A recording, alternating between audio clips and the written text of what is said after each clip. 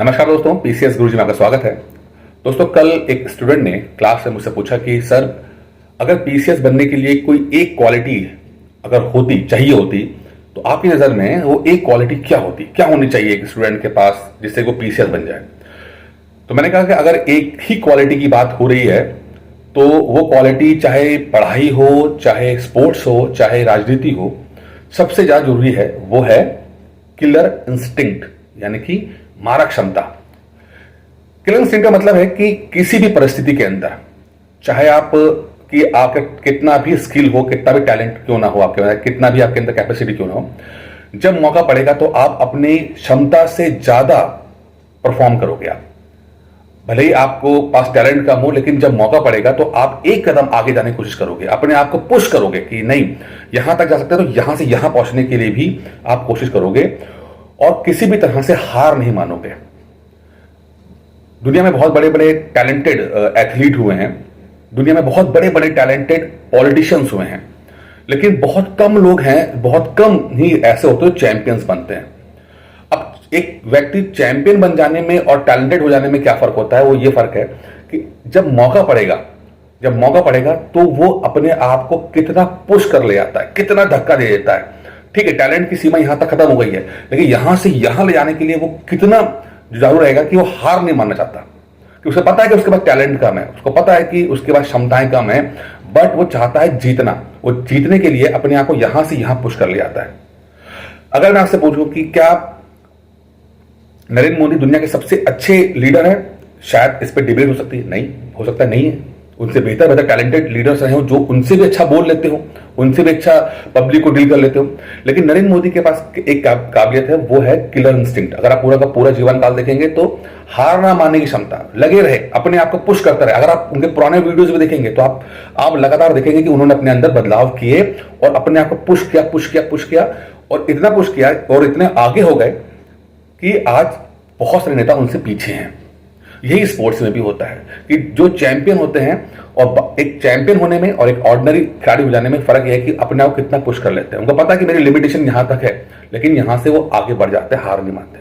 PCS के अंदर भी है कि आपको लगता है कि पीसीएस जो है वही व्यक्ति पीसीएस बनते हैं जो सबसे इंटेलिजेंट होते हैं। मैंने कई बार इस बात पे कहा है, इंटेलिजेंसी मैटर नहीं करती है। इंटेलिजेंसी एक नॉर्मल इंटेलिजेंसी, यानी कि आप ठीक है समझ लेते हैं, पढ़ लेते हैं, जान लेते हैं, क्षमता आपके अंदर है, उतना ही है।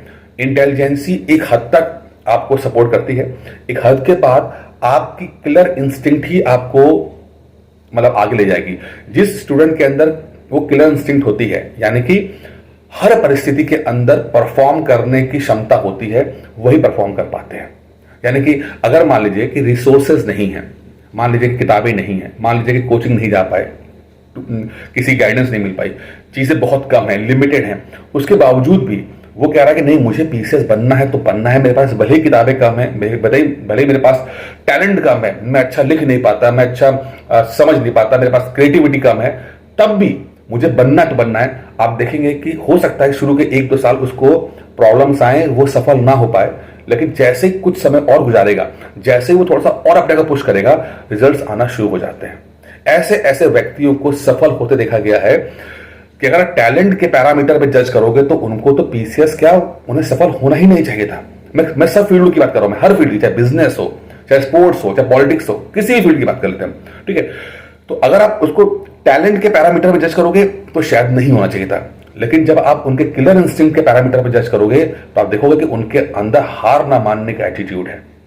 बहुत सारे स्टूडेंट्स जो हैं वो सिर्फ इसलिए असफल हो जाते हैं कि उनके अंदर किलर इंस्टिंक्ट नहीं होती है। रिसोर्सेज होते हैं, घर का सपोर्ट भी होता है, सब कुछ होता है उनके पास, लेकिन टैलेंट भी होता है, टैलेंट भी है, इच्छा भी होती है, इच्छा भी है, टैलेंट भी है, बट इच्छा और टैलेंट को जिस तरह से एग्जीक्यूट करना चाहिए और किस लेवल तक, कि अगर नेक टू नेक चल रहा है, देखिए यह है कंपटीशन, यह है कंपटीशन।